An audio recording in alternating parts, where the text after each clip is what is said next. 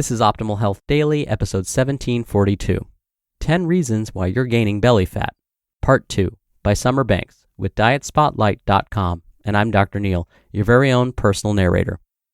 Hey there, wishing you a happy Memorial Day weekend for those of us in the U.S. I want to take a moment to thank all of those that serve in the armed forces, and welcome back to Optimal Health Daily, where I simply read to you from the best health and fitness blogs for free. Now, today's post is part 2 from yesterday, so if you're new here or skipping around, I'd recommend listening to yesterday's episode first. That's episode 1741. But if you're all caught up, let's jump right in and hear part 2 and continue optimizing your life. 10 Reasons Why You're Gaining Belly Fat, Part 2, by Summer Banks, with DietSpotlight.com. 5. Is inactivity causing your belly fat? Idle hands aren't just the devil's workshop. They can be the precursor to excess belly fat. Throughout the past 30 years or so, human beings have become less active than they should be. This is among the list of reasons why so many suffer from obesity and extra tummy fat.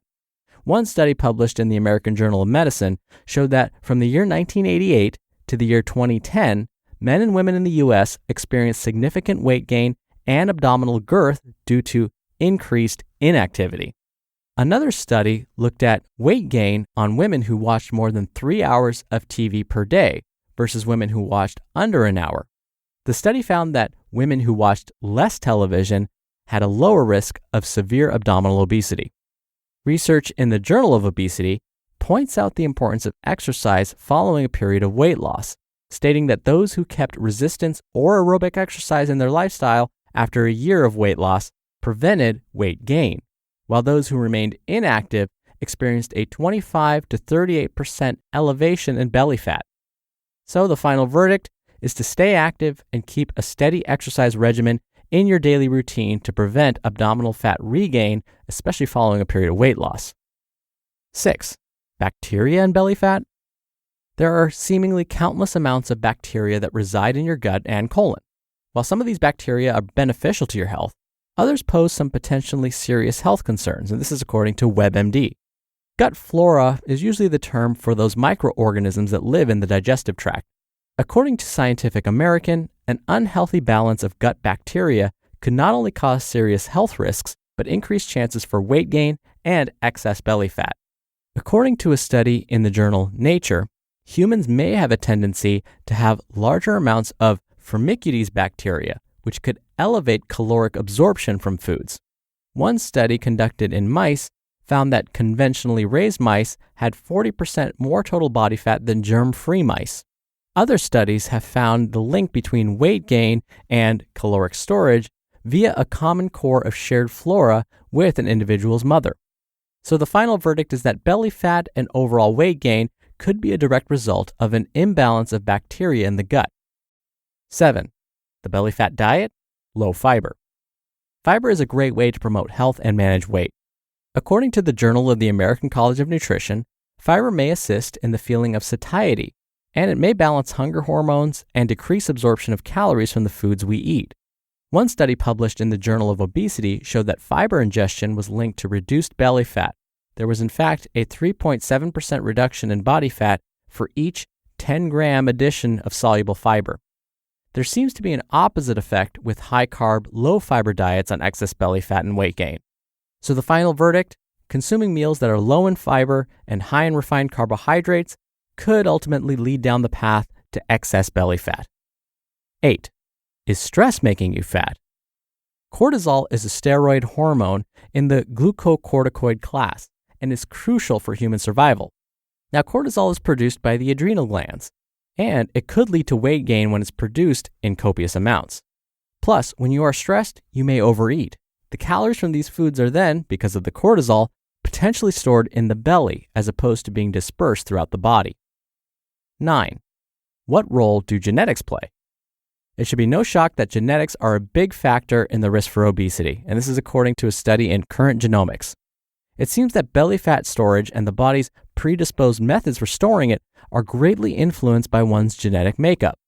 One study in the Journal of Human Molecular Genetics pointed out that there are 3 new genes which are linked to high abdominal obesity and a higher waist-to-hip ratio. 2 of these 3 genes were found exclusively in females.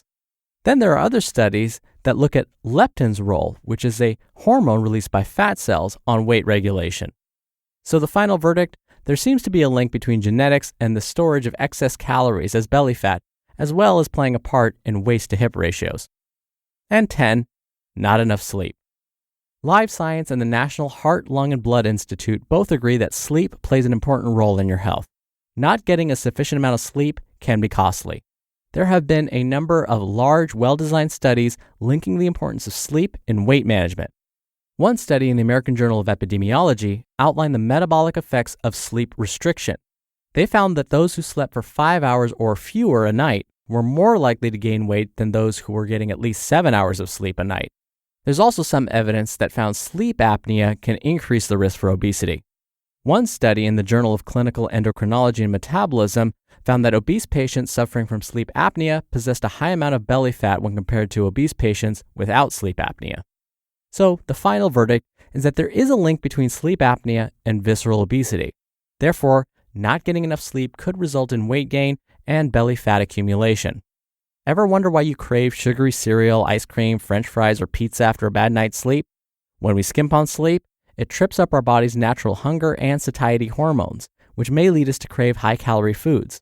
At the same time, lack of sleep limits our ability to exert self-control over foods we normally try to consume less of.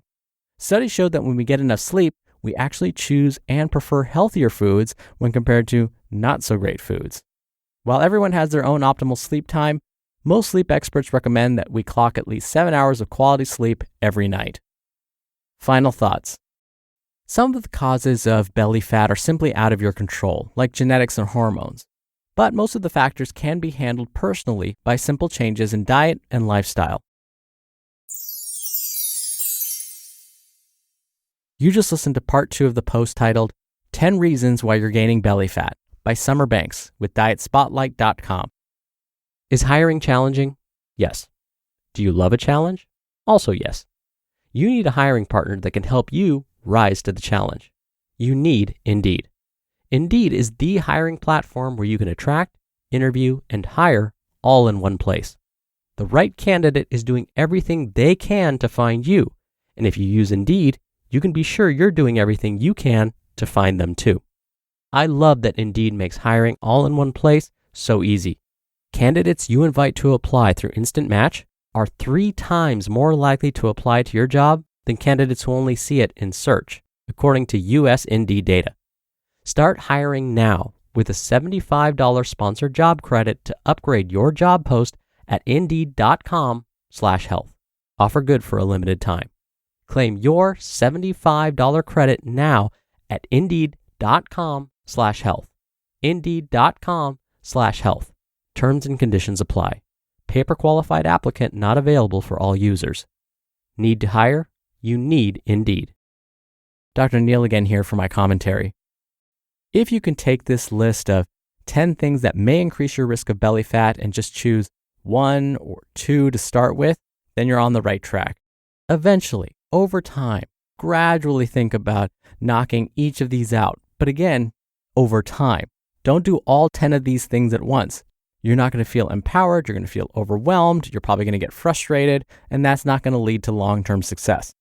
And remember, none of these things that we're mentioning absolutely cause belly fat. That means on the flip side, none of these things on their own will reduce belly fat. Over the past 2 days, I read to you 10 different things that may affect belly fat.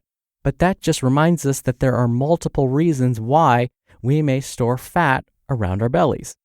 So again, don't be frustrated if you try some of these and they just don't seem to work, especially in the short term. It's going to take time.